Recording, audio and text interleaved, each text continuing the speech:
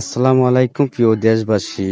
আজ সকাল 10টা 40 মিনিট আনুমানিক টাইম, ভূমিকম্পে ঢাকা বংশাল 4 জন নিহত, একজন আহত অবস্থা। আপনারা সবাই ভিডিওটা শেয়ার করে দিবেন, সবাই দেখার সুযোগ করে দিবেন।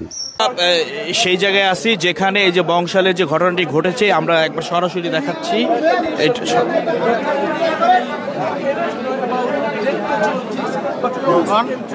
সরাসরি আমরা দেখাচ্ছি যেখানে নাকি আহত সংখ্যা 6 এবং হাসপাতাল ভর্তি রয়েছে, এবং দেখেন এখানে কিন্তু শত শত লোক ভিড় করেছে, এবং এই উপর বিল্ডিংটা কিন্তু এই একেবারে এই সামনে যে বিল্ডিংটা সেই বিল্ডিংয়ের রেলি থেকে কিন্তু রেলি ভেঙে পড়ে কিন্তু এই দুর্ঘটনাটি ঘটেছে। এবং আজকে এলাকাবাসী যেটা বললো যে এখানে হচ্ছে যে আজকে স্কুল বন্ধ, শুক্রবার বলেই কিন্তু আজকে আহতের সংখ্যা কম হয়েছে। যদি স্কুল খোলা থাকতো তাহলে শত শত স্কুল ছাত্রছাত্রীর ক্ষতি বেশি হতো। আমরা সরাসরি দেখাচ্ছি, ওখানে দেখেন কত পুলিশ প্রশাসন, সাংবাদিক সবাই কিন্তু এখানে উপস্থিত রয়েছে, এবং বর্তমান পরিস্থিতি কি অবস্থা সেটা কিন্তু জানাচ্ছে। এবং এখানের বিল্ডিংগুলো আসলে অনেক পুরনো বিল্ডিং। সামনে যে বিল্ডিংটা আমার মনে হয় যে 100 বছর বয়স হবে এরকম বিল্ডিংগুলো একটা বিল্ডিংয়ের সাথে আরেকটা বিল্ডিং কিন্তু লেগে আছে, যেই কারণে আসলে এই দুর্ঘটনাটা ঘটে। এবং দেখেন এখানে আমরা অনেক কিছু দেখাতে পারছি না। এখানে বর্তমান পরিস্থিতি এখন শত শত মানুষ, কোনো আহতর কোনো মানুষ এখানে নেই, সবাই হাসপাতালে ভর্তি রয়েছে। আমরা আরও দেখাই এখানে যারা এলাকাবাসী রয়েছে তাদের সাথে কিছু কথা বলবো। ভাই, আপনি কি শুরু থেকে ছিলেন?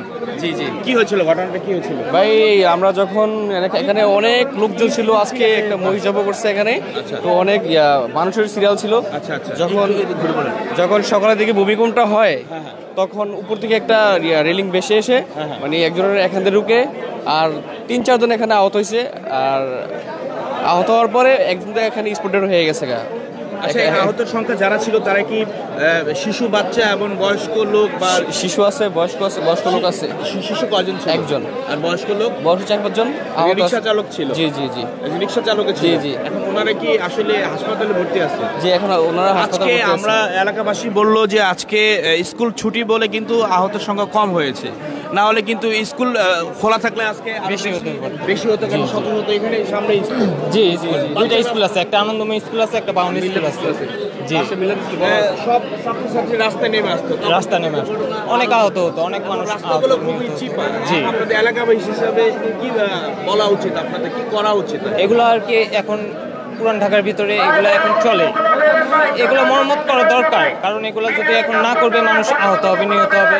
এখন মানুষের কাছে সবকিছু আছে, সবকিছু নিয়ন্ত্রণ করার দরকার। মানে এখানে কোনো একটা দুর্ঘটনা ঘটলে কোথাও যে লুকানো বা আড়ানোর কোনো জায়গা নেই, সব জায়গা চিপা যাবে। সব একটা বিল্ডিং করলে একসাথে 7টা পড়ে যাবে একসাথে। পুরান ঢাকায় যে অনেক বিল্ডিং ঝুঁকিপূর্ণ আছে পুরান ঢাকাতে। ওয়েস্ট ঢাকাতে এরকম হয় না, কারণ এই পুরান ঢাকাতে অনেক ঝুঁকিপূর্ণ বিল্ডিং আছে, পুরনো বিল্ডিং আছে। ওই বিল্ডিংগুলোতে হিউজ পরিমাণ মানুষ থাকে। তো একটা যে আহত হওয়ার বা আতঙ্ক থাকার বিষয়, একটা ঝুঁকিপূর্ণ ওই পুরান ঢাকায় বেশি থাকে এই বংশাল এরিয়াতে। ছোট ছোট শিশু আপনার মতে পুরান ঢাকার বিল্ডিংগুলো কি আসলে সবগুলো কি ঝুঁকিপূর্ণ রয়েছে? সবগুলোই ঝুঁকিপূর্ণ। বিল্ডিংয়ের সাথে লাগানো আছে দেখি টিকে আছে, যদি লাগানো না থাকতো তাহলে এতক্ষণে সবগুলো বিল্ডিং পড়ে যেত।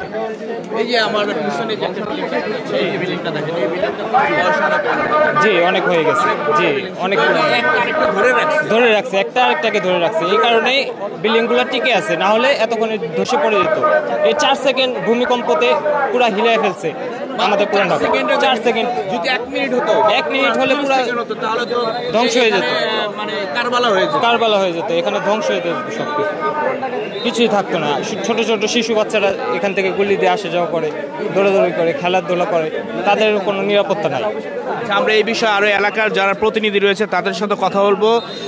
এখানে আসলে মূলত এটা আসলে পুরান ঢাকায় হয়েই থাকে, কারণ পুরান ঢাকায় কিছু হলে মানুষ একটু লুকাবে কোথায়, বা পালানোর কোনো জায়গা নাই। কারণ এত ঘনবসতি, এখানে এত ঘনবসতি যে ঘনবসতি মানুষের, যে কারণে আসলে মানুষের এখানে এই যে একটা আপু আছে, আপুরা কি বলছে আমরা একটু ভাই জানি।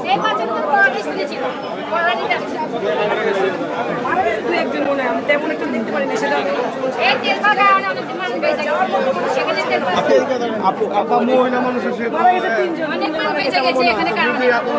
আপনার নামটা বলবেন একটু, আপনার নামটা? আমার নাম জলি। পুরো নামটা?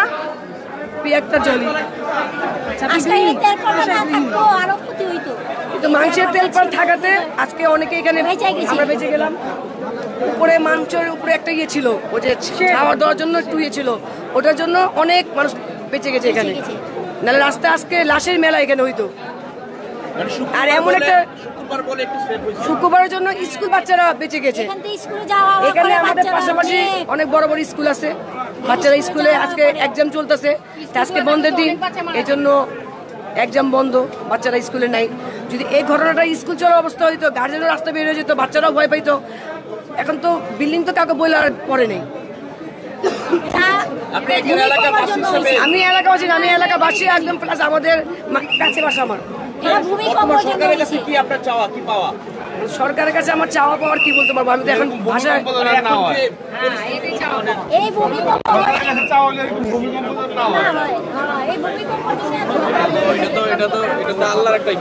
না। তারপর হয় কি এখানে অনেক পুরনো বিল্ডিং, এগুলো আসলে আমার মনে হয় যে তত্ত্বাবধান এখানে দেখা উচিত। যারা এলাকার কর্তৃপক্ষ রয়েছেন এবং এলাকার যারা গণ্যমান্য ব্যক্তি রয়েছেন, তারা আসলে এমন সরকারি কর্মকর্তা যারা রয়েছেন তাদেরও একটু খুঁতরে দেখা উচিত। যেখানে যে অবস্থায় এখন তো কম লোক হয়েছে, এমন হতে পারে যে সামনে আরও বড় ধরনের দুর্ঘটনা ঘটে, তখন কিন্তু এখানে মানুষ ঢোকার মতো জায়গা পাওয়া যাবে না, এখানে কারবালা হয়ে যাবে। যে কারণে আসলে আমার মনে হয় যে এখনই পরিস্থিতি বুঝে এখনই কিন্তু সিদ্ধান্ত নেওয়া উচিত। আসলে পুরান ঢাকার যে পুরনো বিল্ডিংগুলো রয়েছে সেগুলো আসলেই সংস্করণ করা উচিত।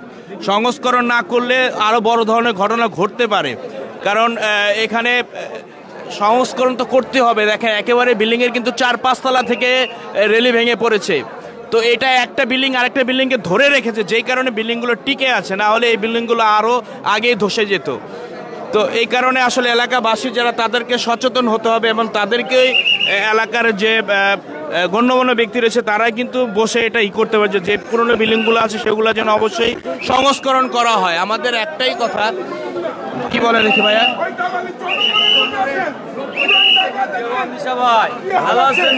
যার নির্জন দেখেন কি অবস্থা আছে, তারা লাখো লাখো কোটি কোটি টাকা দুর্নীতি কামায় নির্দণ্ডে আপনার অচল অবস্থা করে দিচ্ছে। আমরা কষ্ট করে এইগুলো বিল্ডিং বানানো হয়, আমাদের থেকে দূরপূর্বক থাকে না, যার না নির্জনে লইতে পারে কিনা মহিলা হাত কোটি ভেঙে দিব অফিসার। এগুলা কে বলতে যাবো? কথা কোনটা যে আমরা অনেক পরিশ্রমের টাকা দিয়ে বিল্ডিং বানায়, অনেক পরিশ্রমের টাকা দিয়ে করে না। এটা হলো দূরে। এই যে একটা কথা বলছেন, আল্লাহ রাব্বুল আলামিন, আল্লাহ রসুলের হুকুম হয়েছে এই ভূমিকম্প। চীন জাপান হয় না, 10 জায়গায় নিয়ে যায়। সাংবাদিক কোনো প্রশ্ন করে? আমার কথা বলেন, আপনি তো অনেক শিক্ষিত, আমার কোয়ালিফিকেশন কম। হ্যাঁ, এখানে তো আমার ভাই তো বললো 2 থেকে 3 জন লোক আহত হয়েছে, সে দিয়ে আসছে। আচ্ছা দাদা, যে পুরনো বিল্ডিং হয়ে গেছে, যেগুলো পুরনো হয়ে গেছে, সেগুলো সংস্করণ করা উচিত না? পুরান ঢাকা এখন বিল্ডিং নাই। দেখেন আপনি একটা বিল্ডিং দেন, পুরান একটা বিল্ডিং তাঁতীবাজার 1 নাম্বার। যদি আপনারা সাংবাদিক থাকেন, আপনাদের কাছে যান, তাঁতীবাজার যান, তদন্ত করেন। আরে এইগুলা তদন্ত না করে মানুষ না খায়, ওইগুলা আগে খবর লন। যারা না খায় খবর লন। মানে এখানে দুর্ঘটনা হচ্ছে বলে কিন্তু সবাই এসেছে। এটা সবার জন্য দেখছে। এটা দুর্ঘটনা হয়েছে, মানে শুক্রবার হলে আরো হতো, শুক্রবার না হলে আরো হইতো। কিন্তু এখন কথা হইলো আজকে এটা হয়েছে দেখে আপনারা দৌড়াইছেন, মানুষজন না খায় রয়েছে, ওইটা তো আপনি খবর লন না। মধ্যবিত্ত পরিবার ভাড়া দিতে পারতেছে না, এটা খবর রাখেন। আপনারা কোন জায়গায় সমাবেশ হইতেছে, স্যার কোথায় আজকে ইন্টারভিউ? 5-50 জন সাংবাদিক চলে গেছেন গা, জানতো আপনি অলিগলিতে। আজকে একটা ভূমিকম্প হয়েছে দেখা আইসা পড়ছেন, কিন্তু কথা এটা আল্লাহর কুদরতি খেলা। এই যে জুম্মার নামাজ হইতেছে, খুতবা সব, আরে বিজ্ঞানী তো পারে নাই, আরে পাস করে উড়ে দিব। আর আমরা মানব, আমরা আল্লাহ রসুলের বান্দা। তাই জন্য বলতেছি তারপর আমাদের সচেতন থাকতে হবে, কারণ কিন্তু আমরা সচেতন আপনারা যে না- সত্যিকার সাংবাদিক হন, স্বৈরাচার হাসিনার মতন হয়েন না, না, এখন ওদের আমরা- মতন হয়েন না। বিষয় হচ্ছে আমরা- আপনারা সত্যিকার সাংবাদিক হলে অলিগলিতে ঘুরে এই ওদের সহযোগিতা করেন। দোয়া করি, আমরা দোয়া করি সুস্থ সুন্দর পাবনা, এটাই কথা বুঝছেন? ওইটা আমরা জনগণের জন্য যাতে প্রশাসনের দৃষ্টি আকর্ষণ করছেন আপনি? আমরা দোয়া চাই সব বিল্ডিং যাতে সুস্থ থাকে, সুন্দর থাকে, বুঝছেন? না হ্যাঁ, এরকম দুর্ঘটনা যাতে না হয়, পুরো মহল্লা পঞ্চায়েত বাসে আছে একটা পদক্ষেপ নিতে। হ্যাঁ, ওইটাই এটাই। আমরা সবাই হ্যাঁ, মিলে যদি হ্যাঁ, হ্যাঁ, পঞ্চায়েত বাসী যদি একটা সেটাই কথা। রাজুক তো আজকে আমার 40 বছরের ভিতরে এই দুর্নীতি হয়েই গেছে।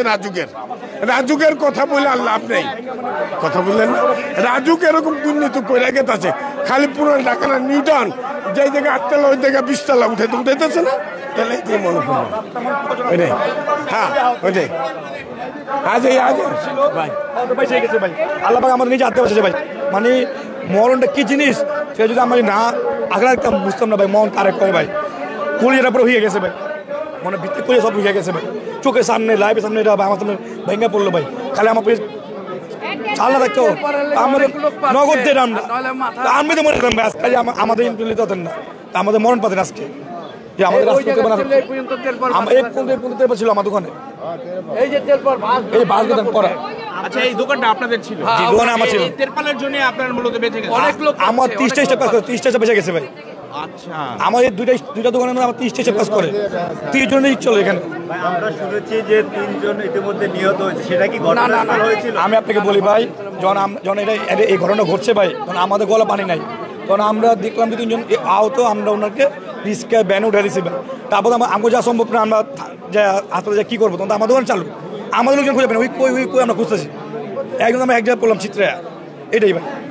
যদিও এটা একটা প্রাকৃতিক দুর্যোগ, তারপরও আমাদের সচেতন হওয়া উচিত, কারণ এখানে যারা অবশ্যই এটা তারা বসে আমাদের তো দোকান আমরা এটা ভাড়া নেওয়া, যে মালিক আছে ওনার উচিত ছিল এটা আর ভালো করে বানানো বা ভালো জন্য রাখার জন্য, রোডের উপরে রাস্তা উপরে। আর আল্লাহর কি করতে জানেন, আমাদের আজকে স্কুল বন্ধ ছিল ভাই, স্কুল অনেক মাছ মরে যেত ভাই।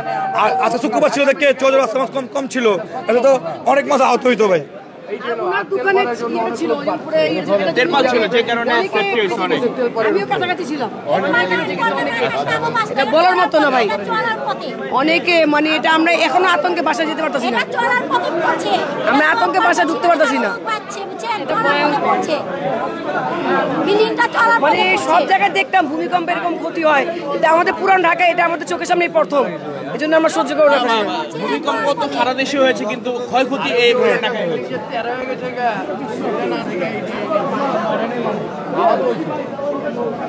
একটা ভূমিকম্প হয়েছে, বিল্ডিংটা চলার পথে পড়ছে। আজকে যদি পর্দা না থাকতো আরো লোক পড়তো, যদি আজকে স্কুল যদি খোলা থাকতো তবে আরো লোক মারা যেত। বলেন, আজকে স্কুল বন্ধ ছিল, এটা একটা ঘটনা, ভূমিকম্পের একটা ঘটনা, একটা বিল্ডিং পড়া পড়ছে, একটা চলার পথে পড়ে গেছে, মানুষ মরে গেছে, এটা কি করা যাবে? বেশি